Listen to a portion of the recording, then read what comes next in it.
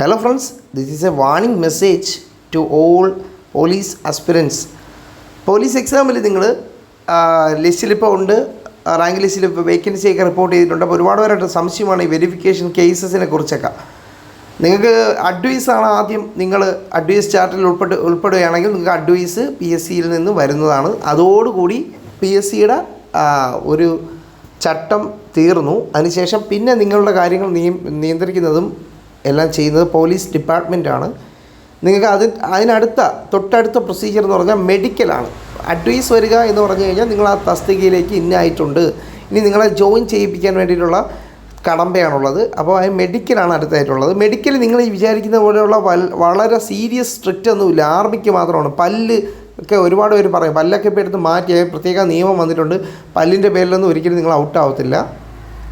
അതുപോലെ കാഴ്ചശക്തി ഇമ്പോർട്ടൻ്റ് ആണ്. റീമെഡിക്കൽ അടിക്കും. നിങ്ങൾക്ക് ലാസിക്ക് ചെയ്യാൻ കഴിയുമെങ്കിൽ അത് ചെയ്യുക. വളരെ മൈന്യൂട്ടായിട്ടുള്ള കാഴ്ചക്കുറവൊന്നും പ്രശ്നമില്ല. അത്യാവശ്യം 6 ലൈൻസിൽ 5 ലൈൻസ് വ്യക്തമായിട്ട് വായിക്കാൻ പറ്റുന്ന ഒരാളെ ഇന്നാക്കുന്നതായിരിക്കും. പിന്നെ കണ്ണിന് പ്രോബ്ലം ഉള്ളവർ കണ്ണ് എന്ത് ചെയ്യുക, ചെക്ക് ചെയ്യുക. അല്ല ലെൻസൊന്നും വെച്ചുകൊണ്ട് പോകാൻ പറ്റത്തൊന്നുമില്ല. അത് അവിടെ ഐ ഡോക്ടർ കാണും, കറക്റ്റ് മനസ്സിലാവും. കളർ ബ്ലൈൻഡ്നെസ് ഉള്ളവർക്ക് അതിൻ്റെ കാര്യങ്ങൾ അതും ഒരു ഡീമെറിറ്റാണ് ഇതിൽ. പിന്നെ പ്രഷർ അതൊക്കെ ചെക്ക് ചെയ്യും.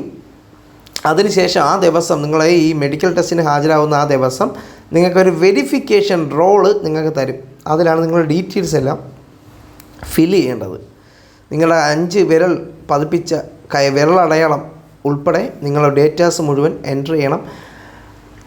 ബൈ ഹാൻഡ് നമ്മൾ എഴുതുന്ന റിട്ടേൺ ആണ്. അത് എഴുതി കൊടുക്കുമ്പോൾ അതിലൊരു ചോദ്യം കാണും, നിങ്ങൾ ഇതുവരെ നിങ്ങളുടെ പേരിൽ കേസ് ഉണ്ടാവോ എന്നൊരു ചോദ്യം വരുമ്പോൾ എല്ലാവരും നമ്മുടെ പേരിൽ കേസൊന്നുമില്ല അല്ലേ എഴുതി അങ്ങ് കൊടുക്കും. പക്ഷേ അതിലൊരു ഒളിഞ്ഞിരിക്കുന്ന ഒരു അപായം എന്ന് പറഞ്ഞു കഴിഞ്ഞാൽ, നിങ്ങൾക്ക് ഈ ജീവിതത്തിൽ എന്നെങ്കിലും നിങ്ങൾ ഈ ഒരു റൈറ്റ് ചെയ്യുന്നത് വരെ, അല്ലെങ്കിൽ അതിന് ശേഷം നിങ്ങൾ ജോലിയിൽ പ്രവേശിക്കുന്നതിന് മുമ്പ് വരെ നിങ്ങൾക്ക് എന്തെങ്കിലും ഒരു കോടതി നടപടികളിൽ നിങ്ങൾ വിധേയനായിട്ടുണ്ടോ? അതിപ്പോൾ നിങ്ങൾ മാസ്ക് വയ്ക്കാതെ പോലീസ് പെറ്റിയടിച്ച ഒരു കേസായാലും മതി. അതിന് ആ ഒരു പെറ്റി എന്ന് പറയുന്നത് നിസ്സാരമായ ഒരു പെറ്റിയാണ്. പക്ഷേ അത് കോടതിയിൽ അതായത് സ്റ്റേഷനിൽ FIR ഇട്ട ശേഷം കോടതിയിൽ അയച്ച് നിങ്ങൾ കോടതി മുഖാന്തരമാണ് പെറ്റി അടച്ചിട്ടുള്ളതെങ്കിൽ, കൂടുതലും കോവിഡ് സമയത്തുണ്ടായ മാസ്കുമായിട്ട് ബന്ധപ്പെട്ട എല്ലാ പെറ്റികളും ഇനി കരുതൽ തടങ്കൽ CRPC 151 പ്രകാരമുള്ള അങ്ങനെയുള്ള കോവിഡുമായിട്ട് റിലേറ്റ് ചെയ്തുള്ള എല്ലാ കേസും കേരളത്തിലെ മിക്ക സ്റ്റേഷനുകളിലും FIR എടുത്താണ് സ്വീകരിച്ചിട്ടുള്ളത്. അതുകൊണ്ട് അത് നിങ്ങൾ ചെക്ക് ചെയ്യുക. അങ്ങനെ ഒരു കേസ് ഉണ്ടായിട്ടുണ്ടെങ്കിലോ മറ്റ് വാഹനം ഓടിക്കുമ്പോൾ ഉണ്ടാകുന്ന അപകടകരമായ ഡ്രൈവിംഗ് മൂലം ട്രിപ്പിൾസ്, നോ ഹെൽമറ്റ് കോടതിയിൽ നിങ്ങൾക്ക് പറ്റി വന്നിട്ടുണ്ടെങ്കിൽ, പിന്നെ ഓവർ സ്പീഡ്, അത് കോടതി ഇൻഷുറൻസ് ഇല്ലാതെ വാഹനം ഓടിക്കൽ, ലൈസൻസ് ഇല്ലാതെ വാഹനം ഓടിക്കൽ, മദ്യപിച്ച് വാഹനം ഓടിക്കൽ, പിന്നെ ലഹരി കേസുമായിട്ട് ബന്ധപ്പെട്ട കേസുകൾ, അങ്ങനെയൊക്കെ ബന്ധപ്പെട്ട് എന്തെങ്കിലും ചെറുതോ വലുതോ ആയ എന്തെങ്കിലും കേസുമായിട്ട് നിങ്ങൾ കോടതിയിൽ നിന്ന് സെമൻസ് വന്ന് നിങ്ങൾ പെറ്റി തുക അടച്ചിട്ടുണ്ടെങ്കിൽ, അല്ലാന്നുണ്ടെങ്കിൽ കോടതി നിങ്ങൾ ചിലപ്പോൾ ഈ മാസ്ക് കേസ് അത് അപ്പോഴായിരിക്കും ഫൈൻ അടച്ചത്. പക്ഷേ എങ്കിലും ചിലപ്പോൾ അത് FIR ഇട്ടിട്ടുണ്ടെങ്കിൽ അത് കോടതി പോയി കാണും. അപ്പോൾ അത് നിങ്ങൾ മനസ്സിലാക്കി വെച്ചാൽ, അങ്ങനെ നിങ്ങൾക്ക് റിയലായിട്ട് അറിയാമെങ്കിൽ അത് എഴുതണം. അതിൻ്റെ കേസ് നമ്പർ അതിൽ എഴുതണം. എഴുതിയില്ല എന്നുണ്ടെങ്കിൽ ഈ മെഡിക്കലിന് ശേഷം മെഡിക്കൽ സർട്ടിഫിക്കറ്റ് നിങ്ങൾ ഹാജരാക്കി മെഡിക്കൽ പാസ്സായതിന് ശേഷം നിങ്ങൾക്ക് അപ്പോയിൻമെൻറ്റ് എന്ന് പറയുന്നൊരു കടമ്പ ഉണ്ട്. അത് ഇപ്പോൾ ഉദാഹരണം നിങ്ങൾ ട്രെയിനിങ് ചെയ്യുന്നതിന് 1 മാസത്തിനകത്തായിരിക്കും മെഡിക്കൽ നടക്കുന്നത്. ട്രെയിനിങ് സ്റ്റാർട്ടാകുന്നതിന് മുമ്പായിട്ട് 1 വീക്ക് മുമ്പായിട്ട്, അല്ലെങ്കിൽ 2-3 ദിവസം മുമ്പായിട്ട് നിങ്ങൾക്ക് അപ്പോയിൻമെൻറ്റ് ലെറ്റർ ഒന്നുകിൽ നിങ്ങൾ ഡയറക്റ്റ് നിങ്ങൾക്ക് അയച്ചു തരും. ഇല്ലയെന്നുണ്ടെങ്കിൽ ചിലപ്പോൾ അവിടെ ബറ്റാലിയനിൽ പോയി വാങ്ങേണ്ടി വരുന്ന സിറ്റുവേഷൻസും അടുത്തിടെ കണ്ടിട്ടുണ്ട്. അങ്ങനെയായിരിക്കും. അപ്പോൾ അതിൽ നിങ്ങൾക്ക് മാത്രം അപ്പോയിൻമെൻറ്റ് വരത്തില്ല. കാരണം നിങ്ങളുടെ വെരിഫിക്കേഷൻ റോള് വെരിഫൈ ചെയ്ത് എത്തത്തില്ല. മെഡിക്കൽ കഴിഞ്ഞ് ഒരാഴ്ചയ്ക്കുള്ളിൽ നിങ്ങൾക്ക് പോലീസ് സ്റ്റേഷനിൽ നിന്നൊരു കോൾ വരുന്നതായിരിക്കും. നിങ്ങളുടെ മദർ പോലീസ് സ്റ്റേഷനിൽ നിന്ന് verification officer, special branch verification officer നിങ്ങളെ എന്ത് ചെയ്യും, വിളിച്ച് വിശദമായിട്ട് കാര്യങ്ങൾ ചോദിച്ച ശേഷം നിങ്ങളുടെ പേരിൽ കേസൊന്നും ഇല്ല എന്ന് പറഞ്ഞ് എഴുതി അയക്കുന്നതായിരിക്കും. ഇത് നേരെ പോയി വെരിഫൈ ചെയ്യും. സൈറ്റുകളിലൊക്കെ അവർ ഒഫീഷ്യൽ ആയിട്ട് അവർ പരിശോധന നടത്തും. അതിൽ നിങ്ങൾക്ക് എവിടെയെങ്കിലും ഏതെങ്കിലും ഒരു കോടതിയിലൊരു പെറ്റി കേസായാലും ക്രിമിനൽ കേസായാലും നിങ്ങൾക്ക് വന്നിട്ടുണ്ടെന്നുണ്ടെങ്കിൽ അത് അവർ പോർട്ടലിൽ കാണിക്കും. അപ്പോൾ നിങ്ങളുടെ വെരിഫിക്കേഷൻ ക്ലിയർ അല്ലാതാവും. ആ സമയം നിങ്ങൾ വെരിഫൈ ചെയ്ത ഒരു സെക്ഷനിൽ നിന്ന് നിങ്ങൾക്ക് കോളുണ്ടാവും. അപ്പോൾ നിങ്ങൾക്ക് ഹാജരാക്കേണ്ടി വരുന്നത് പെറ്റി കേസസ് ആണെങ്കിൽ മാത്രം. ക്രിമിനൽ കേസസിന് കുറച്ചുകൂടി നടപടിക്രമങ്ങളുണ്ട്. ഇപ്പോൾ ക്രിമിനൽ കേസുള്ള ആൾക്ക് അറിയാമായിരിക്കുമല്ലോ. അതിൻ്റേതായ ബുദ്ധിമുട്ടുകൾ കാര്യങ്ങളൊക്കെ നിങ്ങൾക്ക് അറിയായിരിക്കും. അപ്പോൾ ഞാൻ അത് പറയുന്നില്ല. പെറ്റി കേസിൻ്റെ കാര്യം പറയാം. പെറ്റി കേസിന് നിങ്ങൾ ആ വെരിഫിക്കേഷൻ വിളിക്കുന്ന ഓഫീസർക്ക് കൊടുക്കേണ്ടത് FIRൻ്റെ പകർപ്പ്. FIRൻ്റെ പകർപ്പ് നിങ്ങൾ ആ ക്രൈം നമ്പർ അറിയാമെങ്കിൽ, അല്ലെങ്കിൽ അദ്ദേഹം നിങ്ങൾക്ക് പറഞ്ഞു തരും ആ ക്രൈം നമ്പർ ഏതാണെന്ന്.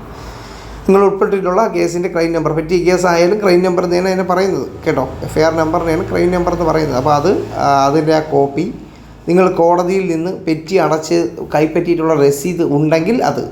അപ്പോൾ അടുത്തിടെയൊന്നും അങ്ങനെ കൊടുക്കുന്നില്ല എന്ന് കേൾക്കുന്നു.